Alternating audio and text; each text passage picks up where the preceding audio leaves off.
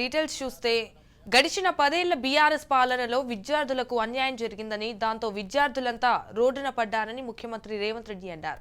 10 ఏళ్ల తర్వాత కూడా రాష్ట్రంలో భారీగా నిరుద్యోగం ఉందని, తెలంగాణలో 50 నుంచి 60 లక్షల మంది నిరుద్యోగులు ఉన్నారన్నారు. 2 లక్షల ఉద్యోగాలు భర్తీ చేసినా రాష్ట్రంలో నిరుద్యోగ సమస్య పోదన్నారు. కానీ మేమొచ్చాక నిరుద్యోగ సమస్యను గుర్తించి అన్ని శాఖల్లో భర్తీ ప్రక్రియ చేపట్టామన్నారు.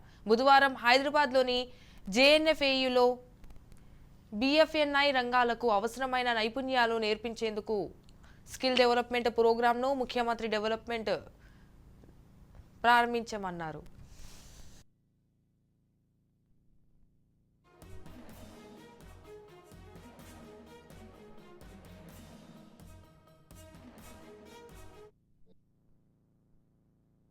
రాష్ట్ర ప్రభుత్వంలో ఉన్న 2 లక్షల ఖాళీల 100% మనం నియామకాలు చేపట్టినా కూడా తెలంగాణ రాష్ట్రంలో ప్రధానంగా ఎదుర్కొంటున్న నిరుద్యోగ సమస్య తీరదు. ఈ సమస్య తీవ్రతను మా ప్రభుత్వం గుర్తించింది. దీనికి కారణాలను వెతికినప్పుడు చాలామంది మాకు చాలా నాలెడ్జ్ ఉందని అనుకుంటుంటారు, కొంతమంది మాకు స్కిల్ ఉన్నది అనుకుంటుంటారు. నాలెడ్జ్ అనేది లాంగ్వేజ్ కాదు. లాంగ్వేజ్ అనేది ఒక కమ్యూనికేట్ చేయడానికి ఉపయోగించే సాధనం మాత్రమే. కమ్యూనికేషన్ స్కిల్ ఉన్న, స్కిల్ లేకపోతే ఉద్యోగ అవకాశాలు రావు. అందుకే ఈ సమస్యను గుర్తించి ప్రతి సంవత్సరం 1 లక్ష ఇంజనీరింగ్ గ్రాడ్యుయేట్స్ని, ఇంకొక 2 లక్షలను డిగ్రీ పూర్తి చేసుకున్న వాళ్ళు, అది బీఎస్సీ కావచ్చు, బీఎస్సీలో different courses, BCom, BA, any other degree పట్టాలు పొంది 3 లక్షల మంది ప్రతి సంవత్సరం తెలంగాణ రాష్ట్రంలో పట్టభద్రులై బయటకు వస్తున్నారు.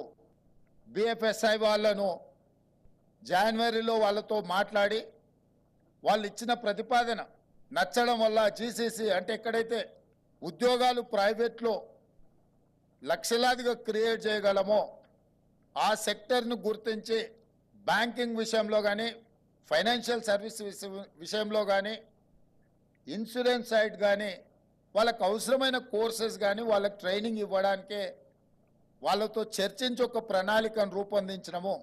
సోషల్ రెస్పాన్సిబిలిటీ అని అంటే సంపాదించిన దాంట్లో కొంత ఇవ్వడమే కాదు, ఒక మంచి కార్యక్రమాన్ని ముందుకు తీసుకెళ్లాలన్నప్పుడు అవేర్నెస్ ప్రోగ్రామ్ తీసుకొని అవేర్నెస్ కల్పించడం కూడా సోషల్ రెస్పాన్సిబిలిటీ అని నేను నమ్ముతున్నా. మా మిత్రులు ఫిరోజ్ ఖాన్ గారు కూడా ఇక్కడ ఉన్నారు. ఇలాంటి వాళ్ళు అవసరమైన సందర్భంలో మాట్లాడాలి. They have to come up, అంటే they have to open, they have to discuss ఒక డైరెక్షన్. ఎందుకంటే యూత్ చూస్తుంటారు లీడర్స్ని. లీడర్గా రాణించాలంటే కూడా స్కిల్ ఉండాలి. ఒక ఆందోళనకరమైన అంశాన్ని నేను గమనించిన, తెలంగాణ యువత ఉద్యోగ ఉపాధి అవకాశాలు దొరకకపోవడం వల్ల వ్యసనాలకు బానిసలయ్యి గంజాయి డ్రగ్స్ వైపు చాలా వేగంగా ప్రయాణం చేస్తుండ్రు. రాష్ట్ర ప్రభుత్వంలో ఉన్న 2 లక్షల ఖాళీల 100% మనం నియామకాలు